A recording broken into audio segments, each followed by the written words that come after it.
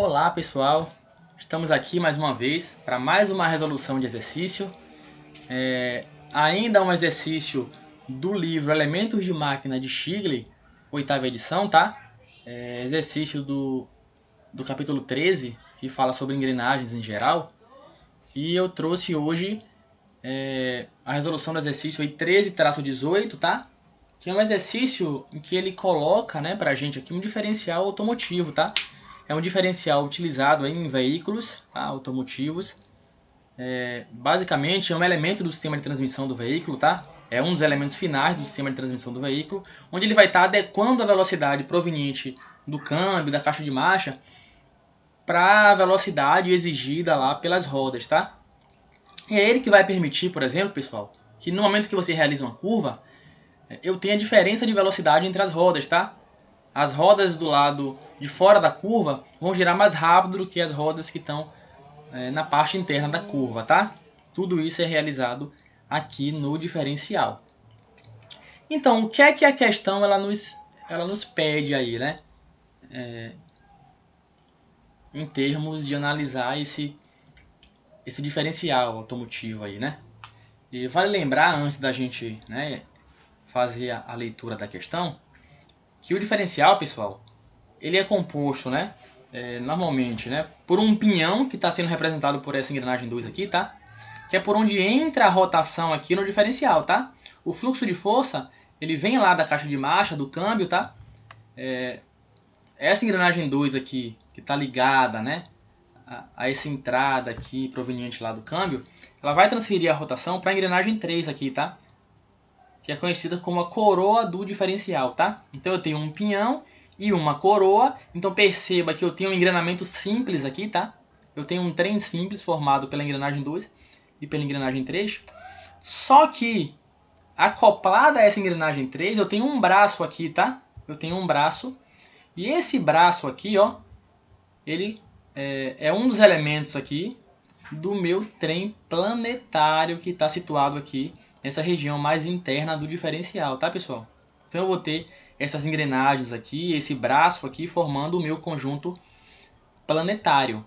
E vale lembrar que esses eixos aqui, essas semi-árvores, tá? Elas têm ligação com as rodas, tá? Então as rodas vão estar instaladas na extremidade dessas semi-árvores aqui. Então observe que as rodas vão ter uma ligação direta aqui com essas engrenagens, que são as engrenagens 5 e 6, tá? Então o fluxo de força vem pela engrenagem 2, passa para a engrenagem 3. Esse braço faz toda a movimentação do conjunto planetário aqui, tá? E a rotação para as rodas, ela vai sair aqui pela engrenagem 5 e ou pela engrenagem 6, tá, pessoal? Essa é a ideia. Então, o que é que a questão nos propõe aqui, né? Os números de dentes do diferencial automotivo mostrado na figura são N2, tá? Que é o pinhão do meu diferencial, que possui 17 dentes. N3, que é a minha coroa do diferencial aqui, tá? Que é essa engrenagem que tem 54 dentes.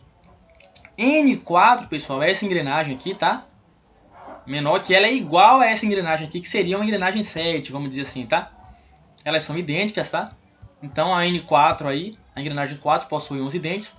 E a engrenagem 5, que é idêntica à engrenagem 6, tá? Elas possuem 16 dentes. Vale lembrar, tá? Que a engrenagem 5 e a engrenagem 6, elas vão ter ligação com as rodas e elas vão ter aí a velocidade justamente das rodas, tá? Então, a engrenagem 6 com a roda direita, digamos assim, e a engrenagem 5 com uma roda esquerda, tá, pessoal? Então, no item A, o que é que ele nos pede aí, né? Quais são as velocidades das rodas se o carro está se movendo em linha reta sobre uma estrada de boa superfície? Ou seja, o que ele está informando para a gente? Os pneus estão com uma boa aderência em relação ao solo, tá? É um solo que tem uma superfície muito boa, tá? Então é asfalto, digamos assim, uma situação bem pavimentada, onde não está ocorrendo deslizamento, tá? Nem da roda do lado direito, nem da roda do lado esquerdo. E aí ele pede para a gente analisar aí qual é a velocidade dessas rodas, tá? Nessa condição. No item B, ele supõe que a roda direita ela foi levantada, tá? Então, digamos que eu cheguei lá com o macaco no lado direito do veículo e eu levantei a roda do lado direito de forma em que ela perdeu o contato com o solo, tá? Só que a roda esquerda continua em contato com o solo lá, ela está descansando sobre uma estrada com boa superfície, tá? E aí eu quero saber qual a velocidade dessa roda que eu elevei. Essa roda que está suspensa, qual a velocidade dela? Que no caso é a roda do lado direito.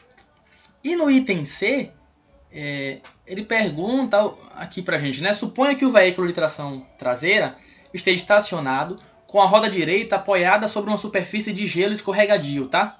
É praticamente a mesma condição do item B, tá? Só que no item B a roda estava suspensa e no item C ela está numa superfície de gelo que a gente também não vai ter praticamente atrito ali, tá? Entre o pneu e o solo, tá? E aí ele pergunta aqui, né? Com base na resposta do item B, né? Isso lhe dá alguma dica com relação ao que vai ocorrer se você tentasse ligar o carro e sair? Ou seja, digamos que a minha roda, né, do lado direito ficou sobre o gelo e a do lado esquerdo ficou numa situação de boa aderência, tá? E aí eu chego lá, ligo o meu veículo, engreno a marcha e quero sair. O que é que vai acontecer, né? A gente vai responder isso no item C, tá, pessoal? Então a gente vai ter que fazer uma análise apurada aqui em termos de rotação dessas engrenagens aí para estar respondendo essa questão utilizando as equações básicas aí da teoria de engrenagem, tá, pessoal? Então, começando analisando pelo item A, tá? O que é que ele nos pede aí, né? Quais são as velocidades das rodas se o carro está se movendo em linha reta sobre uma estrada de boa superfície? Para isso, a gente vai analisar o que é que vai estar acontecendo aqui, tá? No diferencial, quando eu tenho essa situação, tá? Então aqui, a situação é que o veículo já está trafegando, tá? Em linha reta. E as duas rodas estão sobre condições de boa aderência com a superfície aí, da pista, tá? Então, para a gente fazer, né, analisar essa questão, nós precisamos entender aqui, né, que o fluxo de força ele parte da engrenagem 2 aqui em direção à engrenagem 3. E a engrenagem 3 tem esse braço aqui, né, acoplado à engrenagem 3. Então esse braço aqui, pessoal, ele vai ter a mesma velocidade da engrenagem 3, tá? É acoplado com a engrenagem 3. E o que acontece? E aí essa engrenagem 4 aqui, ó, vale lembrar que ela é livre para rotacionar em torno desse pino aqui, tá? E ela também consegue transladar aqui em relação à engrenagem 5 e à engrenagem 6, tá? Depende da situação. Só que é o seguinte, vamos lá. Então o veículo já está trafegando, então a rotação está passando da engrenagem 2 para a engrenagem 3, tá?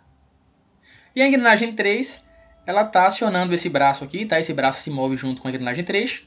E aí eu preciso analisar o que é que está ocorrendo aqui nesse conjunto, tá? Só que é o seguinte, a questão nos diz que as duas rodas, tá? Que vão estar situadas na extremidade dessas árvores aqui, elas estão com a mesma aderência ao solo, tá? As duas estão numa superfície boa, tá? Então não tem deslizamento, não vai ter deslizamento. Então se não vai ter deslizamento, pessoal, isso quer dizer que as duas rodas estão se movimentando com a mesma velocidade, tá? E logicamente com o mesmo sentido, tá, pessoal? De rotação. Se eu observo de um mesmo referencial, tá? A gente vai falar de referencial daqui a pouco, a gente vai adotar alguns referenciais.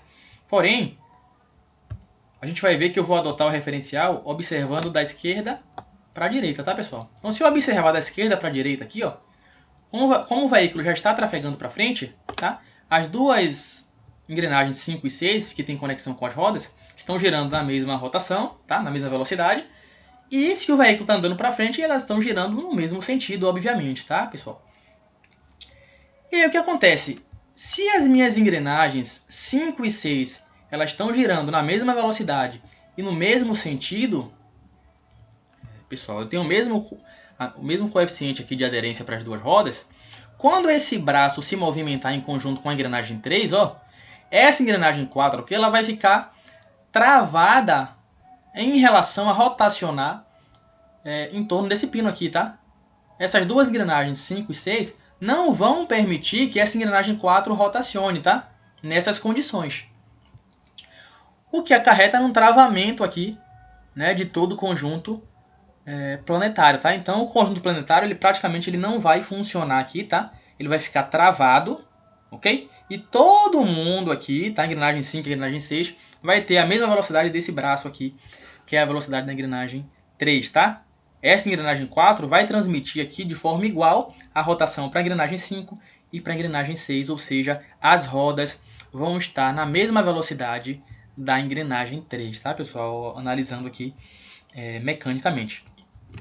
Só que para a gente, né, identificar o valor dessa rotação das engrenagens aí, pessoal, a gente vai ter que usar algumas equações básicas da teoria de engrenagem, tá? Vou colocar elas aqui. Então, 3 principais ali, tá? Em que a primeira, pessoal, é basicamente esse Ezinho aqui, ele vai representar o valor do trem, tá? O valor do trem, o valor da relação de transmissão, vale lembrar também que eu estou usando a notação do Shigley aqui, tá, pessoal? Então esse N aqui é o número de dentes, tá? Maiúsculo, N minúsculo aqui é a velocidade, a rotação da engrenagem, tá? Então como é que eu identifico o valor do trem? Tá, pessoal? A relação de transmissão. Eu vou utilizar essa fórmula aqui, tá? Ou seja, é a razão entre o número de dentes da engrenagem que move, tá? Da engrenagem motora, dividido pelo número de dentes da engrenagem movida, ok? Se houver mais engrenagens envolvidas, você só repete esse mesmo princípio, você observa quem é motora, quem é movida e vai multiplicando as relações, tá? Eu tenho uma outra equação que me diz que o valor do trem ele é igual à razão, tá? Entre a rotação da última engrenagem, tá? Do meu trem, dividido pela rotação da primeira engrenagem do meu trem, tá, pessoal? Só que isso aqui, ó, eu utilizo quando eu tiver um trem simples, tá? Quando eu tenho um trem planetário, o meu valor do trem ele vai ser igual à rotação da última engrenagem menos a rotação do braço, né, dividido pela rotação da primeira engrenagem menos a rotação do braço. Isso aqui eu uso quando eu tiver um trem simples, isso aqui eu uso quando eu tiver um trem planetário, tá? Porém, para usar essas equações aí de forma correta, a gente tem que identificar, né, e que se posicionar em termos de referencial de visualização de uma maneira única para todas as engrenagens, tá?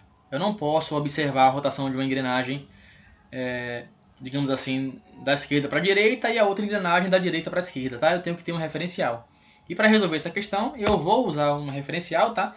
Em que eu observo sempre da esquerda para a direita e de cima para baixo, tá, pessoal? Você pode escolher outro diferencial, eu escolhi esse para a gente estar analisando. Então eu já coloquei uma setinha vermelha aqui, eu vou colocar mais uma setinha vermelha aqui, tá? Indicando o sentido que a gente vai estar observando, ok? Vale lembrar, pessoal, que para esse exercício, principalmente para os trens planetários, o valor do trem, né, ele vai acompanhar um sinal, tá? E esse sinal é de suma importância para a gente resolver da forma correta o exercício, tá? Então vamos lá para o item A, né? Então no item A eu quero saber as velocidades das rodas que estão ligadas com as engrenagens lá 5 e 6. E a gente já viu que as engrenagens 5 e 6 elas vão ter a mesma velocidade da engrenagem número 3, uma vez que o sistema planetário aqui ele vai estar praticamente bloqueado, tá, pessoal? Então eu vou ter que fazer o meu cálculo aqui de relação entre a engrenagem 2 e a engrenagem 3, tá? Então aqui, pessoal, eu tenho um trem simples, tá? Então primeiramente eu vou observar qual o valor do trem que eu tenho, tá? Então como a engrenagem 2 move a engrenagem 3, tá? Então meu valor do trem vai ser, né, a razão entre o número de dentes da engrenagem 2 sobre o número de dentes da engrenagem 3. Agora vem um detalhe, vale lembrar que o meu referencial aqui é observando de cima para baixo, tá? A questão não informa sentido de rotação, porém a gente tem que analisar isso aí, porque o sinal vai influenciar no nosso resultado, tá? Então, observando, pessoal, de cima para baixo, né, vamos supor que essa engrenagem 2 aqui, ela esteja girando no sentido horário, tá? Então deixa eu colocar sentido horário. Então vamos supor que essa engrenagem aqui está girando no sentido horário, tá? Observando de cima para baixo. Se isso acontecer, pessoal, ela vai estar fazendo esse movimento aqui, né? Então, se isso acontecer, observando da esquerda para a direita, então eu estou olhando por aqui, por essa setinha, tá? Da esquerda para a direita, a minha engrenagem 3 aqui, ó, né? Ela vai estar se movimentando no sentido horário, tá? Então perceba que ela vai estar fazendo esse movimento aqui, né? Digamos para baixo aqui, mas se você observar pelo nosso referencial, olhando da esquerda para a direita, esse movimento aí, ele está ocorrendo no sentido horário, tá, pessoal? Então a engrenagem 3 vai estar girando no sentido horário pelo nosso referencial, tá? Que é da esquerda para a direita. Então, o meu valor do trem aqui, pessoal, ele vai ser positivo, tá?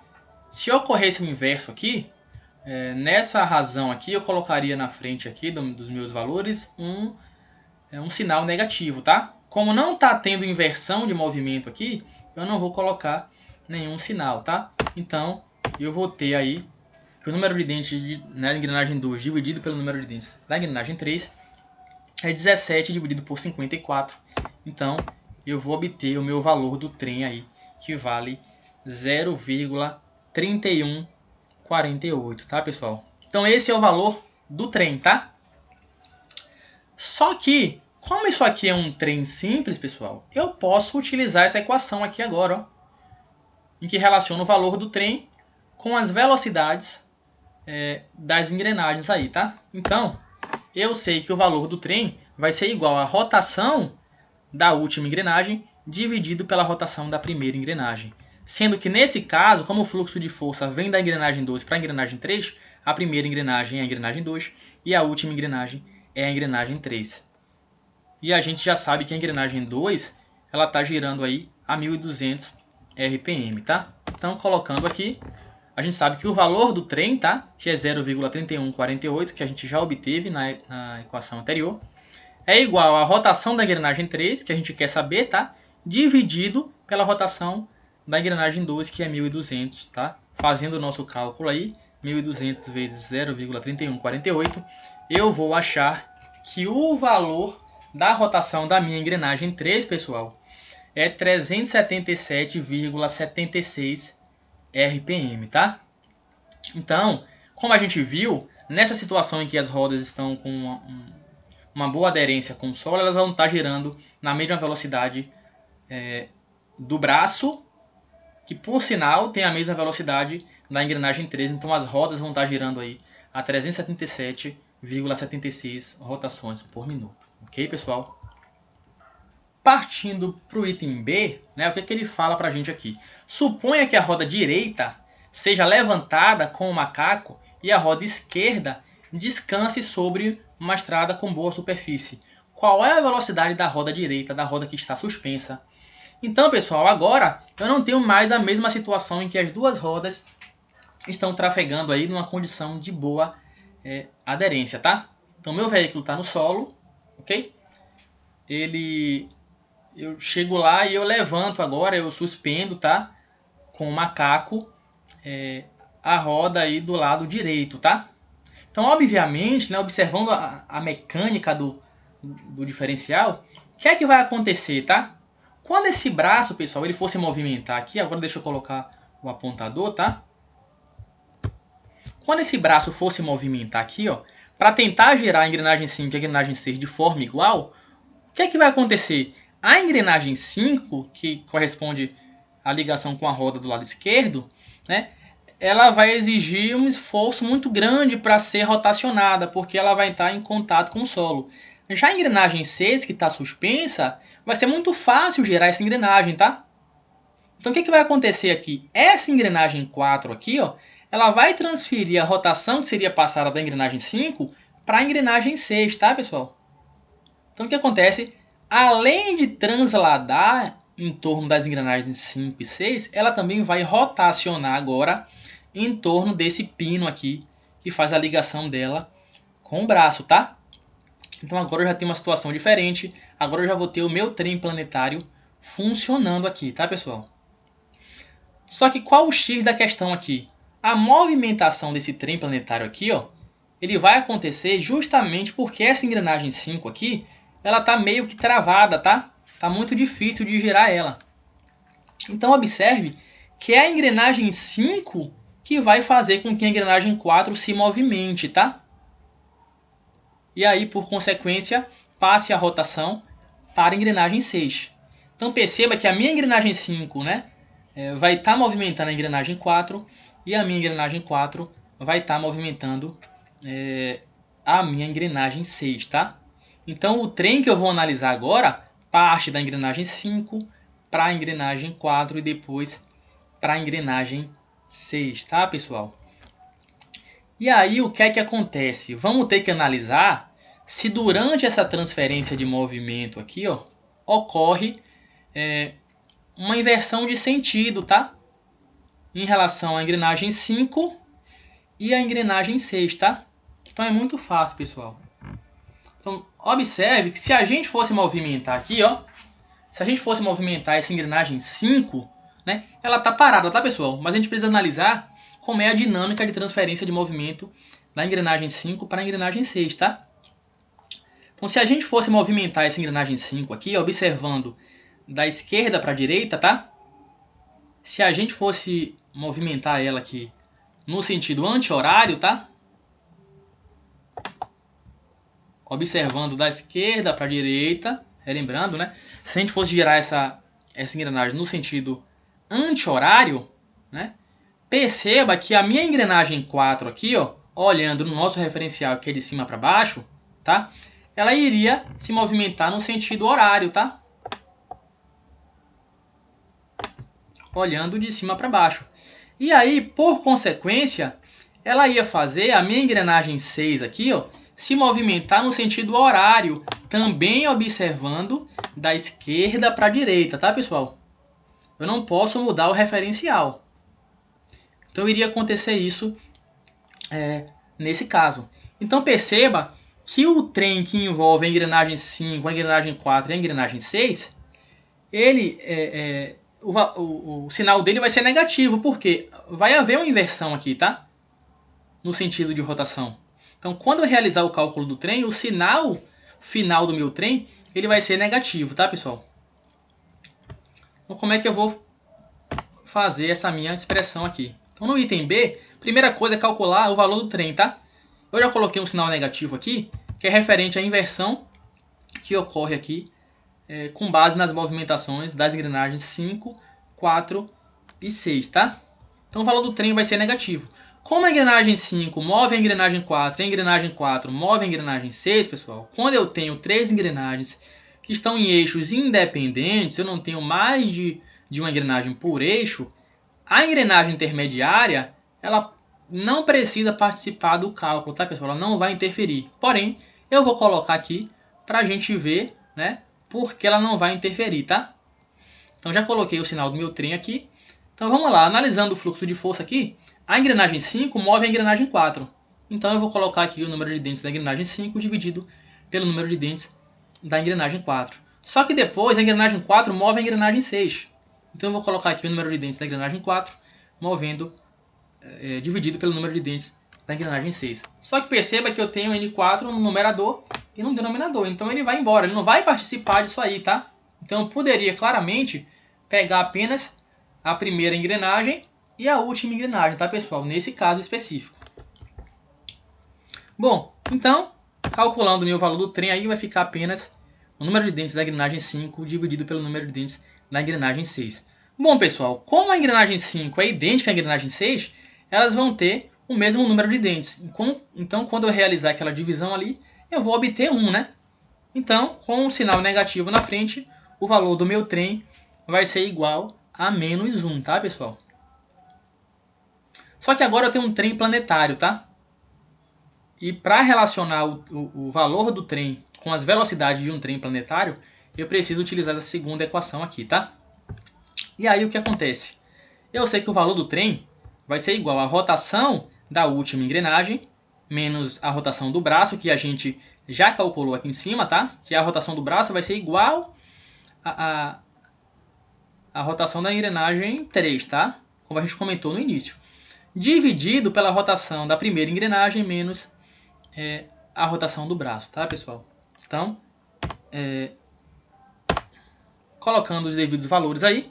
Então eu vou ter que o valor do trem, que é menos 1, é igual a N6. Por que N6? Que é a última engrenagem do trem que a gente está analisando aqui, tá? Lembrando que a primeira é a 5, ela que move a 4 e a 4 move a 6, não é isso?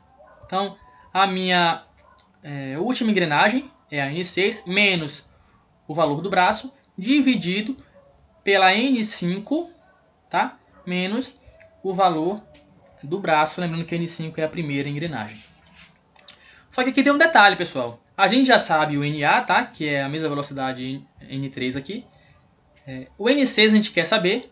E o N5, o que acontece? A gente já analisou e viu que a engrenagem 5 ela vai ficar estática aqui, tá? Ela não vai se movimentar. Porque vai ser muito mais fácil movimentar essa engrenagem 6 aqui. Então a engrenagem 4 vai transmitir, né, a movimentação que iria para a engrenagem 5 para a engrenagem 6. E logicamente a engrenagem 5 ela vai ficar parada, tá, pessoal? Então ela vai ter velocidade 0. Então, colocando os valores aqui, eu vou ter que menos 1 é igual a N6 menos 377,76 dividido por 0 menos 377,76. O que acontece?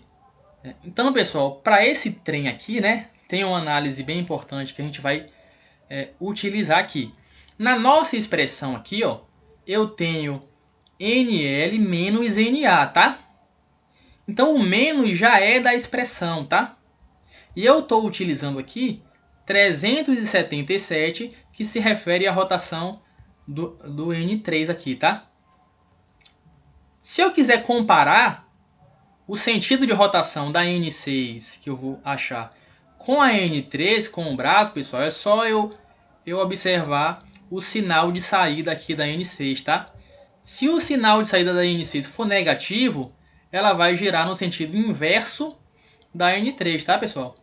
Se o valor for positivo, ela vai girar no mesmo sentido da N3. Embora a questão não peça, mas é importante a gente saber desse conceito aí. Então, né, passando esse termo inferior aqui para o outro lado, né, multiplicando aqui negativo com negativo fica positivo, então eu vou ter aqui 377,76 é igual a N6 menos 377,76. Então eu vou jogar isso aqui para o outro lado, vai haver a soma. Então eu vou ter aí no final de tudo que o N6 é igual a 755,52 RPM, ou seja, eu dobrei a velocidade que estava da roda que estava suspensa, tá, pessoal? Então, analisando o item B, o que é que eu posso responder no item C, pessoal? Bom, como a roda direita ela vai estar numa superfície de gelo e escorregadia, o diferencial vai transferir toda a rotação para essa roda, tá, pessoal? Então o veículo não vai conseguir sair do local, porque a roda que poderia oferecer uma condição de tração para o veículo, ela não está recebendo nenhum tipo de rotação, tá? O diferencial está passando toda a rotação para a roda que está suspensa. Então eu posso até tentar seguir em frente, mas eu não vou conseguir. O veículo ele vai ficar parado, tá, pessoal? Então respondemos aí todos os itens aí A, B e C dessa questão aí, tá? Então um abraço e até o próximo vídeo.